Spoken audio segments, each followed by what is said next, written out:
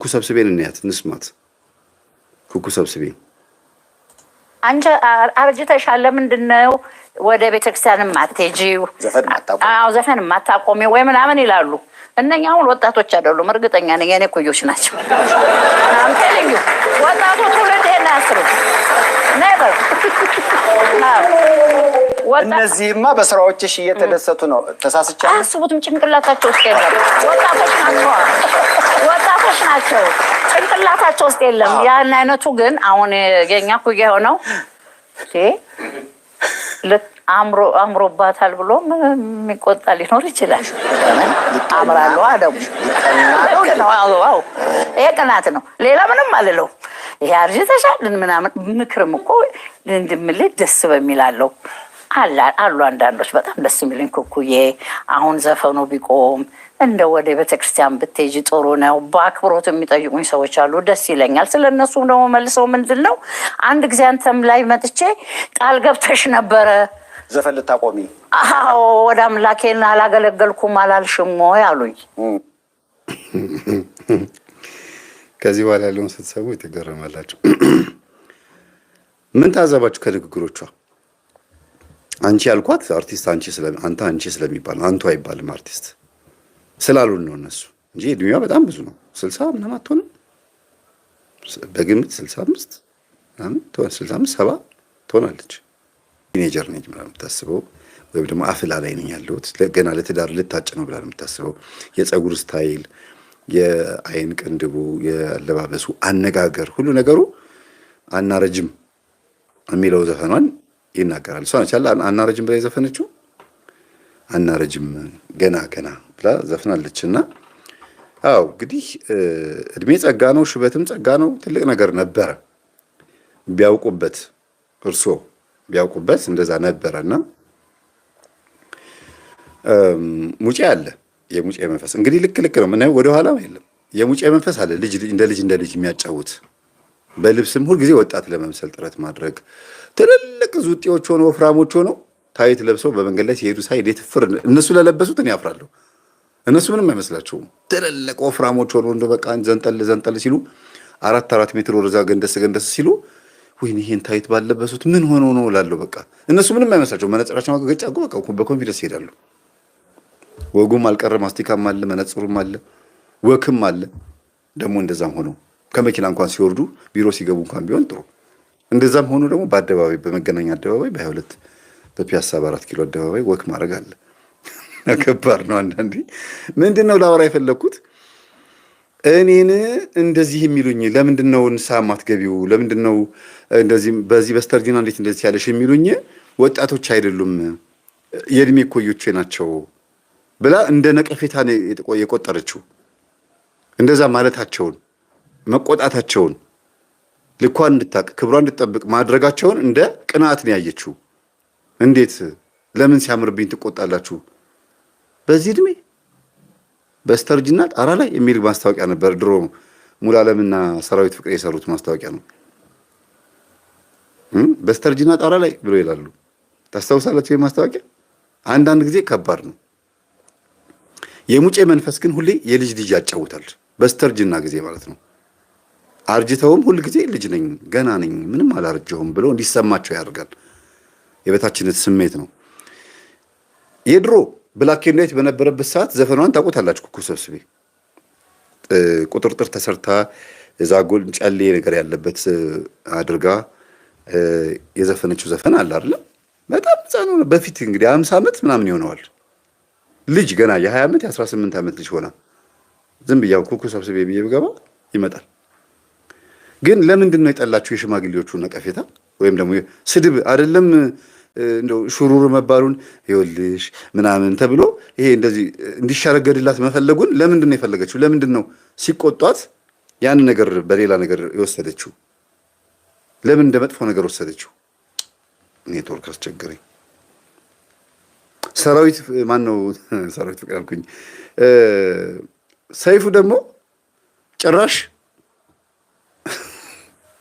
መቼም ትልቅ ሰው ነው ያሽቃበጠ ብዬ አይደለም፣ ቃሉን አይመጥነው። ግን እንደዛ የሚመስል አይነት ነገር እንዴት ነው ልክ ነች አይደለም ምናምን ብሎ ነገሩን ለማጣጣፍ ሞከረና ወጣቶቹ እኔን አይሉኝም። ለምን ወጣቱን በደንብ የሚያስጨፍር አርጅተውም እንኳን ለቢዝነስ እየሰሩ እንደዚህ 70 ዓመት 75 ዓመት ሆናቸውም እንኳን ወጣቱን አሁንም ከእግዚአብሔር ሊለዩት ሊያስደንሱት ይፈልጋሉ። ምን አለበት እንደው ዝማሬውስ ቢቀር አሁን ዝማሬ ይሻልሻል የሚለው ቢቀርና እንደው ስርዓት ይዞ መቀበጥም እንኳን አንዳንዴ ትምህርት ነው። በዚህ ዘመን ያሉትንም ወጣቶች በዛ ዘመን ያሉትንም ወጣቶች አስጨፍሮ መቼ ነው ንስሐ የሚገባው? ሰምታችኋታል። በዚሁ በሰይፉ ሾው ላይ መጥቼ አለች ከዚህ በኋላ ዘምራለሁ ንስሐ ገባለሁ ብዬ ነበር አለች። ስሟት የምትለውን ቀጥሎ Baby can I change my mind ብላቸው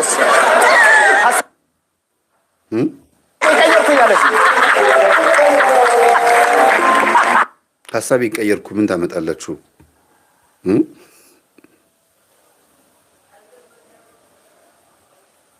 እሷን ልክፈትላችሁ። እኔ እዚህ የፈለኩት ያለችውን ልክፈትላችሁ ከመጀመሪያው ጀምሮ። አይ ዘመዴ እኮዮች ናቸው። አምጤልኝ ወጣቱ ትውልድ ይሄን ያስሩ ነበር። እነዚህማ በስራዎችሽ እየተደሰቱ ነው። ተሳስቻለሁ። አያስቡትም። ጭንቅላታቸው ውስጥ የለም። ወጣቶች ናቸው። ጭንቅላታቸው ውስጥ የለም። ያን አይነቱ ግን አሁን የኛ ኩያ የሆነው አምሮባታል ብሎ የሚቆጣ ሊኖር ይችላል። አምራለሁ አደቡ ይሄ ቅናት ነው። ሌላ ምንም አልለው።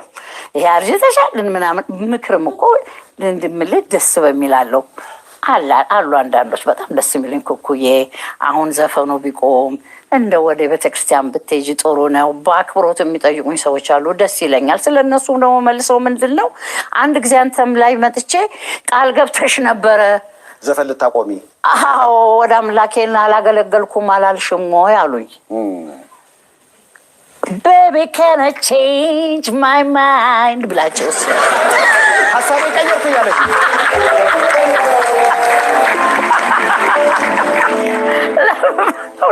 ለምን መሰለህ አገልግሎት ከእግዚአብሔር ጋር የሚሰጡን ያልተመቸውትም ለአምላኬ ያልቅሻለሁ አንተ ጋር እውነት ነው። ዛሬም ቢሆን ላለቅስ እችላለሁ።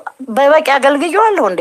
አላገለገልኩም። አሁንም ግንስ አንድ ነገር የማውቀው ፈሪሃ እግዚአብሔር እንዳለኝ እንደምጸልይ ከእግዚአብሔር ጋር ያለኝ ግንኙነት ጥብቅ ነው። በራሴ በከንቱነቴና በኃጢአተኛነቴ መጠን እግዚአብሔር ግን ፈጣሪ ያቀኛል እና በሰው ጃጅ መደረግም አልፈልግም።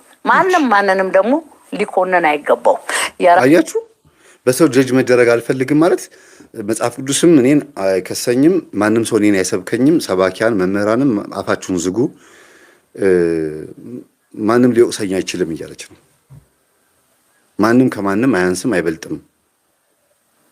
አንተ ማን ስለሆንክ ነው ነገሩ። ስሙ ጥብቅ ነው። በራሴ በከንቱነቴና በኃጢአተኛነቴ መጠን እግዚአብሔር ግን ፈጣሪ ያቀኛል እና በሰው ጃጅ መደረግም አልፈልግም። ማንንም ደግሞ ሊኮነን አይገባው።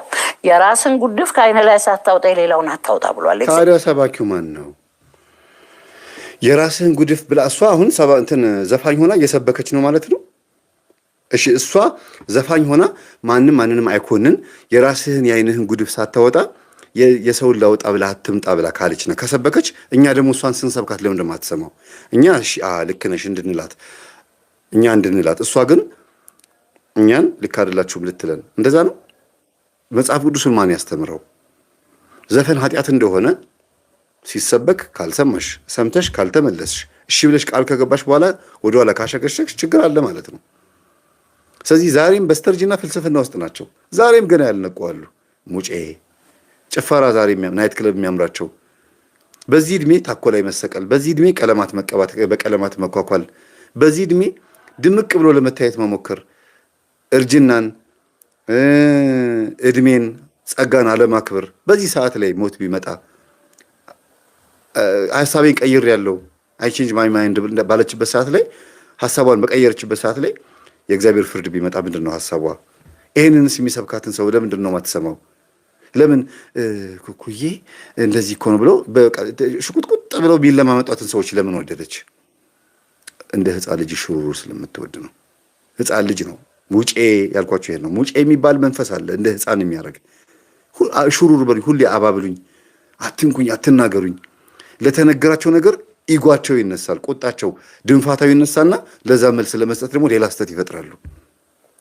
ምን አለ እርጅናን ቢያከብሩት። ገና እናረጅም ብሎ ከመዝፈን አርጅተናል ብሎ መናገር ጸጋ ማሳወቅ ምን ችግር አለው? ዛሬም ድረስ መጽሐፍ ቅዱስን ላለመቀበል ሰባኪያን የሚያስተምሩትን የሚናገሩትን ተግሳጽ ላለመቀበል ዛሬም ድረስ ማለት ነው በዚህ በ75 ዓመት ውስጥ ሆና ወይም በዚህ እድሜ ላይ ሆና ዛሬም በእግዚአብሔር ላይ ያመፀችበት ነው። አንቺም ምለው እንግዲህ አርቲስት ስለሆነች እንጂ ማማ ትዬ ወይም ደግሞ ዶሚ በነኩሱ ማሆ የሚባሉ እውነት አንቱ እኮ የምትባል ነች እኮ